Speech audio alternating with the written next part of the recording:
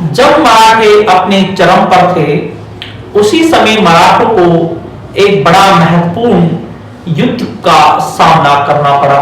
वो था पानीपत का तृतीय युद्ध। अगर हम मराठों की बात करें, एक समय था जब मराठों की बहुत अच्छी स्थिति थी। बाजीराव के समय, जिसका शासनकाल 1720 से 1740 ईस्वी तक था, बाजीराव प्रथम के समय बहुत अच्छा शासनकाल था मराठों का। और उसने साधु से कहा भी था कि मुगल जो वृक्ष है वो अब जर्जर हो चुका है, अगर उसके तन पर वार किया जाए तो टहनियां तो अपने आप गिर जाएंगी। लेकिन साहू ने उसे समझाया था। लेकिन उसके बाद समय बदलता है। बालाजी बाजीराव अगला पेशवा बनता है, जिसका शासनकाल 1740 से 1761 ईस्वी था। उसी समय एक बड़ी महत्वपूर्ण घटना घटती है। अफगानिस्तान के शासक अहमद शाह अब्दाली ने उसी समय आक्रमण किया था। यूं तो अहमद शाह अब्दाली ने भारत पर कुल 7 आक्रमण किए थे।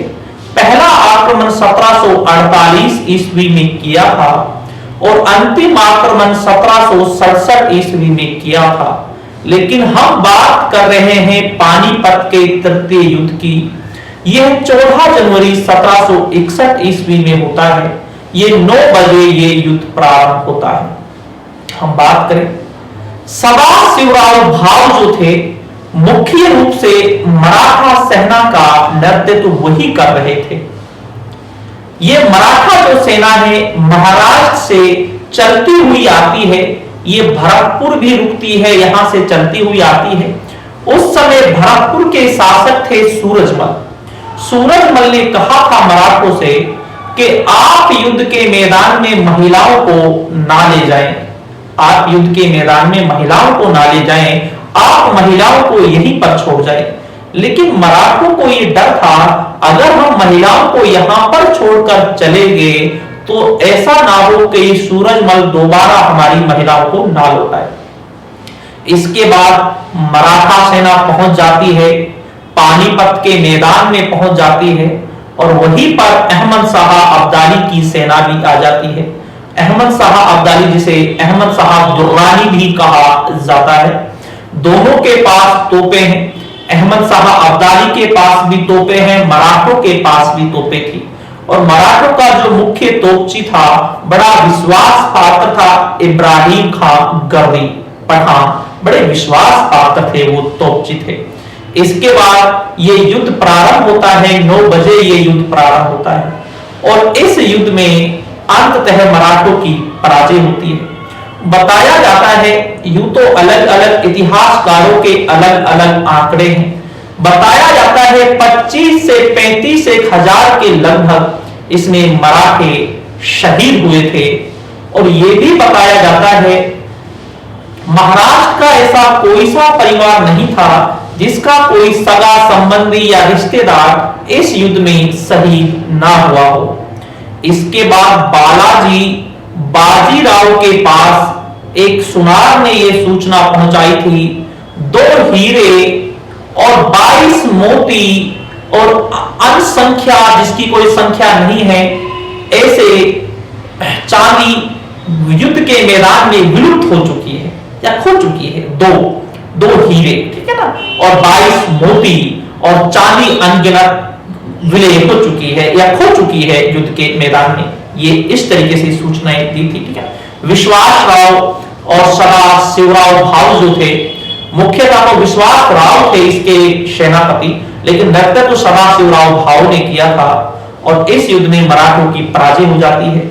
इसके बाद अंग्रेजों को भी अब ये लग जाता है कि जो ये मराठे हैं, मराठों के पास अब इतनी ताकत नहीं है। ये अंग्रेजों को भी ये अच्छी तरीके से एहसास हो गया था। इसके बाद ये घटना के बाद जो मराठे थे वो कभी उठ नहीं पाए। इस घटना के बाद मराठे जो थे वो कभी नहीं उठ पाए और कुछ ही समय बाद बालाजी बाजीराव की भी मृत्यु हो गई थी। तो ये पानीपत का जो तृतीय युद्ध था, ये इतिहास का एक बड़ा महत्वपूर्ण युद्ध है इतिहास का। और मराठों की ये गलतियां थी तो तो उन्हें महिलाओं को युद्ध के मैदान में नहीं लेकर जाना चाहिए था, लेकिन सदाशिवराव भाऊ की वजह से महिलाओं को लेकर गए थे। अगली बात ये थी, जो ये सदाशिवराव भाऊ थे, विश्वास राव थे, ये जो अपने जो बुजुर्ग जो इनके सूबेदार हम बोल सकते हैं, तो उनका इतना एहतराम, उनका इतना सम्मान नहीं करते थे। ये उनकी बुढ़ापे का मजाक भी उड़ाया करते थे, इसीलिए उन्होंने भी ज्यादा पूरी तरीके से इनका साथ नहीं दिया था। राजस्थान के जो राजपूत जो शासक थे, राजपूतों के आपसी विवादों में इन्होंने धन लेकर उनकी आपस में ही किसी दूसरे की सहायता की, भाई को भाई के खिलाफ लड़ाया, उनकी सहायताएं की थी। दूसरी बात ये थी, जो मुस्लिम जो शासक थे, जो नवाब थे, वो भी इनसे इतने संतुष्ट नहीं थे, और यही कारण था कि मराठों की यहां पर युद्ध के मैदान में पराजय हो जाती है। और ये इतिहास की, भारतीय इतिहास की दृष्टि से ये बड़ा महत्वपूर्ण युद्ध था, जो मराठों का एक भय था अंग्रेजों को, अभी थोड़ा बहुत वो भय हमेशा के लिए अंग्रेजों के दिमाग से भी निकल गया, और इसके बाद मराठे कभी नहीं उठ पाए। तो 14 जनवरी है आज के ही दिन मकर संक्रांति भी है, और आज के दिन ही एक बड़ी महत्वपूर्ण घटनाएं घटी थी, पानीपत का तृतीय युद्ध। तो उसी के बारे में मैंने आपको समझाया। अगर आपको हमारी क्लास अच्छी लगी हो